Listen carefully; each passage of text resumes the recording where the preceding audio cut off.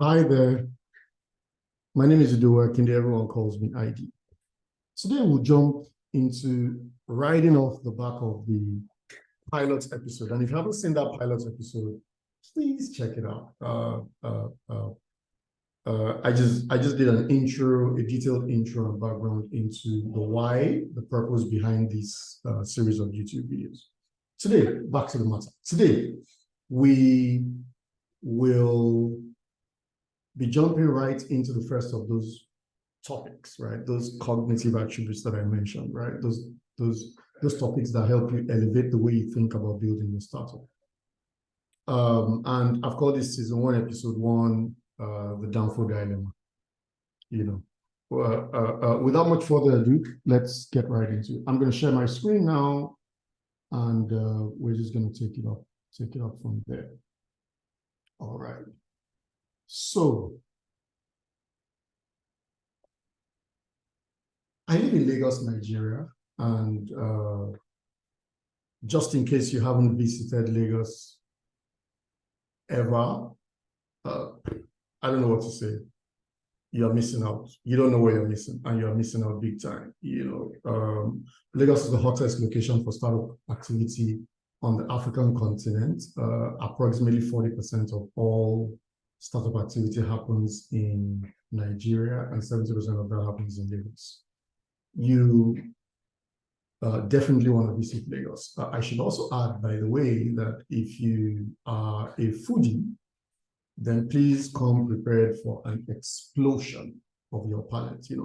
I find that for those of us that grew up here, we may have gotten used to our own palate, our food choices. But those who travel inbound from many parts of the world, find that our palate, our combination of spices is actually very, very, very rich, creative, and it's an experience. So come for the startup activity, come for the food. Lagos is the destination. Okay, that's a good intro. Let's talk about the Danfo. The Danfo is a Lagos phenomenon. Okay, you won't see Danfo buses outside Lagos, except maybe on special assignments.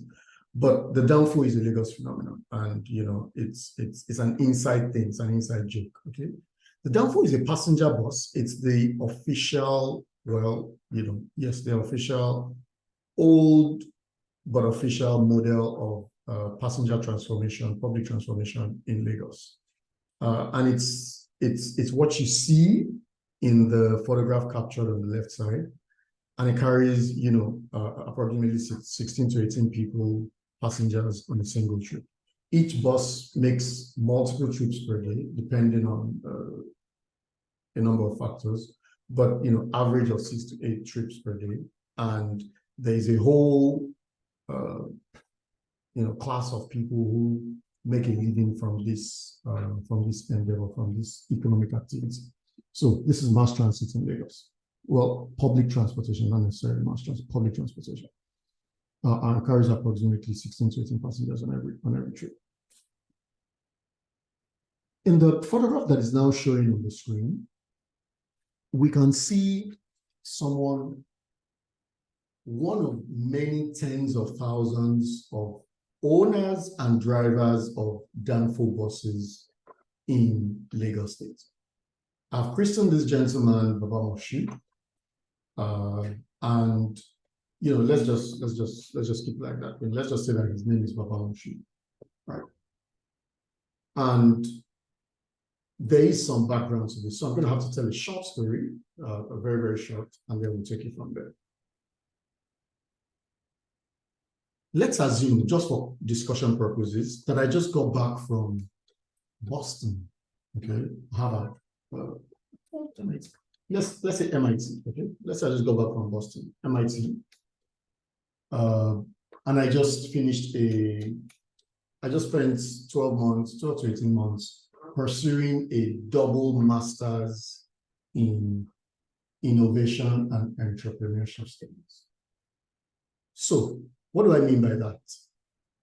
Through this exposure, right, through this academic program in MIT and having successfully completed the program, I have been equipped. Okay, it's no longer in doubt that I possess, that I've been equipped with the state-of-the-art, best and the greatest tools, techniques, frameworks, procedures, approaches for building world-class innovative solutions, right? I went to one of the best schools in the world, MIT, renowned for innovation. Okay, so I've just returned back to Lagos, Nigeria, after that experience, and I am convinced, and human society is convinced that, okay, this gentleman possesses the tools, state-of-the-art tools for designing innovative solutions to problems, not in doubt. Okay. However, since I got back about a month ago, I've actually had an uncommon problem. I've been bored. Think of me as that arrogant, snobbish, intellectual snob, right? That needs a problem worthy of the challenge in order to engage, in order to wake up my senses and really, really engage me in the pursuit of that solution. And so I've literally been driving around town for the last month, trying to find that problem that is worthy of my attention, that is a worthy challenge, that worthy problem that I should invest my aptitudes, my time, energy, into solving. And so it happened yesterday as I was driving, for those of you familiar with Lagos, as I was driving from Anthony to Maryland, and as I made the left turn at Maryland onto Mobile Bank Anthony towards Ikeja GRA, I suddenly saw this scenario that is captured in that photograph on the screen. To the right on the road, there was this Danfo that had stopped mid-journey because it ran out of fuel. The passengers were irate, they were exasperated, they wanted to use their hands to pull the hair out of their heads. They were really, really, really frustrated. And the driver, technically speaking, and conductor, could not be bothered. Hey, go get another 4 liters of fuel and let's pour it in the machine and let's move on. As this happened, memories flooded my mind. This was just yesterday. Memories flooded my mind. And I remember that, oh my God, this problem has existed for at least 30-something years, if not 40-something, 50-something years. Because I remember that as a child, I used to go around with my parents in public transportation, and this exact situation used to happen. And so I feel, how could a certain problem have existed for so long and not have found a solution? Ooh, perhaps this is something that is worthy of my attention. So I'm really, really curious and intrigued. It has caught my fancy, at least tickled my fancy just a little bit. And so at this point, I'll need to pay a little bit of attention. At this point, I have two options, option A and option B, okay? So option A is that I take this observation of Baba Moshood and the passengers and the scenario and all that is happening, and I immediately drive to my office, rush to my office, and call the team together. Hey guys, drop whatever you are doing. I have finally found that startup idea, finally found that problem that I think that we should solve. This problem has existed for 40-something, maybe 50-something years in Nigeria. I can envisage that there must be tens of thousands of people who are experiencing this problem. I think that this is a problem to solve. And I immediately assign somebody and say, hey, gentleman A, would you please go to gentleman A, would you please go to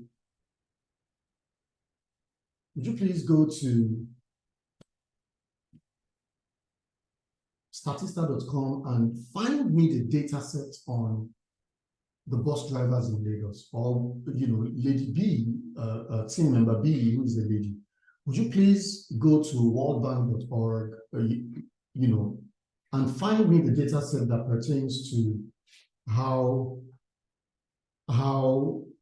the various Danfo drivers all over Lagos make a living. How much do they make per day? How much do they make per annum? What's their spending patterns? What do they spend money on? How do they spend that money? Do they spend that money on as cash, or is majority of their payments electronic? What are their demographic and psychographic attributes? What does their household size look like? What does their total household income look like? I want to have all that data. Please go and find this data for me on the internet. Remember that all of this is still approach A. Okay, and for the rest of the team, we whip out our fancy electronic whiteboard. We whip out our flip chart, and we start to brainstorm on this problem that we've just discovered. Okay, option A. That's option A. So when I observed the problem on the road and those memories flooded into my head, and I thought this might be something that might be worth my attention, this might be something that might be worth my energy, a worthwhile problem, I considered option A, which I just described. Okay, went to the office without any interaction with Baba Moshood, went to the office and we started to brainstorm on the solution to the problem. Approach B, instead of going straight to the office, I actually go back home and sleep on the idea. And then the next morning, instead of wearing my shirt and tie, shirt tie and trousers, official garb, I put on a comfortable t-shirt and jeans, and I walk up to the Baba Moshood at, for instance, let's say Ikeja bus stop, Ikeja bus terminus, somewhere in Lagos, and I walk up to him and say, "Dear Baba Moshood, for the next 2 weeks, I am going to be a fly on your wall. Ignore me and behave as if I do not exist. I want to pay for the 2 front seats in your bus for each of those 6 to 8 trips that you make per day. I will be coming in with my paper and pen. I will be taking a lot of notes, but I will never interrupt you or disturb you. Just ignore me, and just, as long as you are guaranteed, payment for those 2 occupied seats in front of your boss, you don't have anything to fear. In fact, I might put a premium on it at the end of the exercise. For the next 2 weeks, I own those 2 front seats." Okay. Baba Moshood says, "Oh, fine by me, fair deal. Let's work. Okay, when you're ready, let's go." And I say, "I'm ready to start now." Okay. So on day 1, we do Lagos, we do Ikeja to CNS. For those of you familiar with Lagos, you know what I'm talking about. But if not, it's just a detail that doesn't really matter. So we do Ikeja to CMS six times per day, okay, back and forth. And on the first trip, I noticed that Baba Moshood spent some time checking his brake pads. Oh, okay, this is surprising to me. I didn't know that they would have such good habits. And I get my pen and paper and write that down. I'm also observing. I'm not just writing expressions. I'm observing body language and tagging them with certain situations, and recording those things as notes in my scratch pad. And then I noticed that Baba Moshood really doesn't have breakfast. He really just goes out into the day. I take that note. On day 2, as we are returning from CMS to Ikeja, and we pass by Anthony Village, the moment Baba Moshood makes the turn, and he suddenly sees a squad, a team of road transit enforcers in Lagos. We popularly call them road safety or VIO.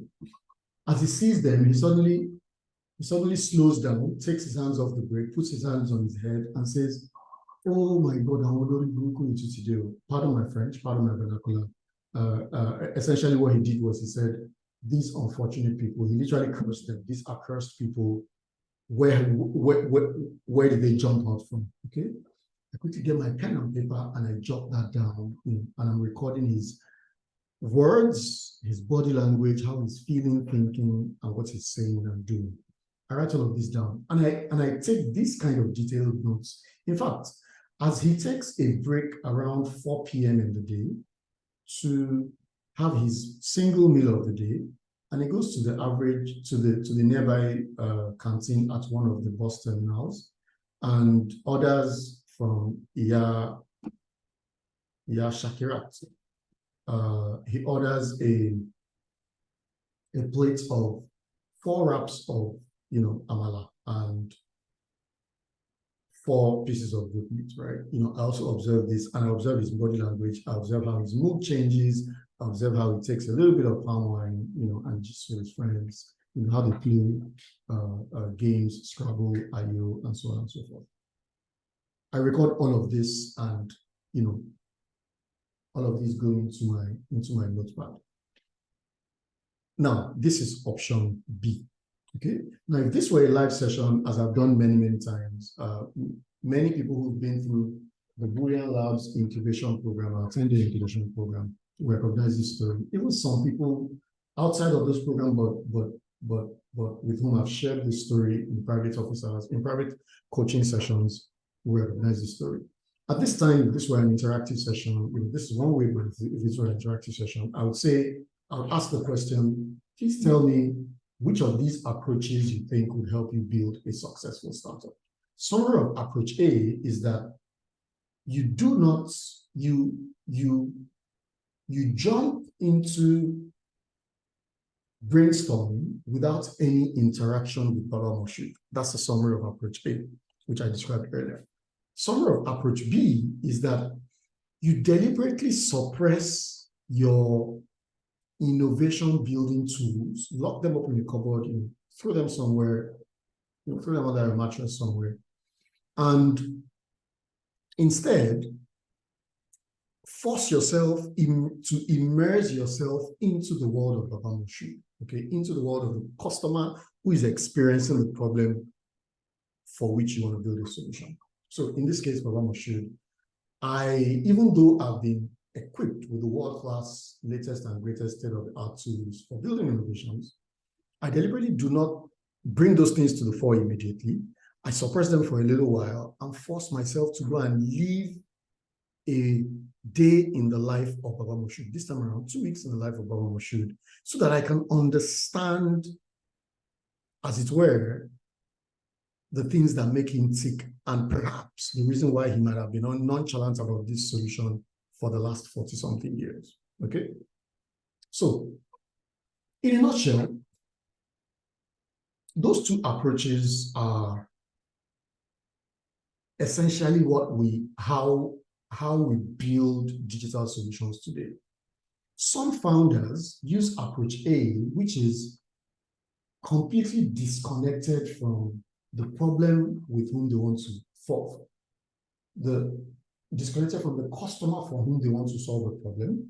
And some others choose approach B, which is, oh, I'm gonna forget about anything that I know, even though I'm an award-winning innovation expert, I'm a world-class renowned innovation expert. I'm gonna forget about everything I know and try and go live a day in the life of this particular customer. So that's and after that 2-week exercise, I take all of those learnings and I then bring them, I bring a jotter, a scratch pad full of notes from 2 weeks of observations, and I bring them to the office, and then I call the team together and say, hello team, we have a potential customer to analyze, okay? And then we whip out our flip chart, our whiteboard, and we start to do a lot of brainstorming. We start to do a lot of brainstorming from the context of this immersive experience in the life of Baba Moshood. Well, I'm glad to say that of those two approaches, you stand a higher probability of building a successful startup. And by successful, I defined this in the pilot episode. By successful startup, I mean a startup that is enduring and fundable under the Boolean Labs logo there. You stand a higher chance, you stand a higher probability of building a successful startup if you generally approach problem solving through approach B. And this story I just gave, this very, very informal, ragged story that I just described, actually is an informal introduction to the concept of design thinking. Okay, so technically speaking, design thinking is nothing more than that immersive experience that I described as option B. That immersive experience espouses and emphasizes empathy for the customer, right? Understanding the needs of the customer and prioritizing those needs above whatever type of tool, framework, or prior knowledge that we, the solution providers, are bringing. Okay, so we take that as our preferred approach. So I always like to say that to founders, after sharing this story, that if some of you have gone to Google to check define design thinking, or what is design thinking, right? And you've come across all sorts of cryptic, hard to decipher definitions by really, really smart people, and all sorts of things. You can think of the story that I would just describe as a loosely defined, as a loose type of definition for the concept of design thinking. Okay, design thinking typically entails 5 steps. This is the standard one. Sometimes organizations take this process and they modify it. IBM has a slightly modified one. Different organizations have a slightly modified one. So typically you empathize with the customer, you define what the problem is, you ideate. In other words, you come up with potential solutions to the problem that is defined in step 2. You build prototypes to concretize some way, halfway, what each of those ideas in the ideation stage is, and then finally you test those ideas and pick the one that is most suited to the customer. Don't think too hard about this. Don't stress yourself. Just think about the Baba Moshood story and think about how to immerse yourself into the world of your customer so that you see what they see, you smell what they smell, you hear what they hear, and you can finally understand why sometimes they don't respond the way solution providers expect them to respond, especially when it comes to digital products and services, apps, and stuff like that. So that's design thinking in a nutshell. The same thing again, and thank you very much for tolerating my hallucinations. So that's the end of episode 1. I look forward to sharing more with you in subsequent episodes. Thank you.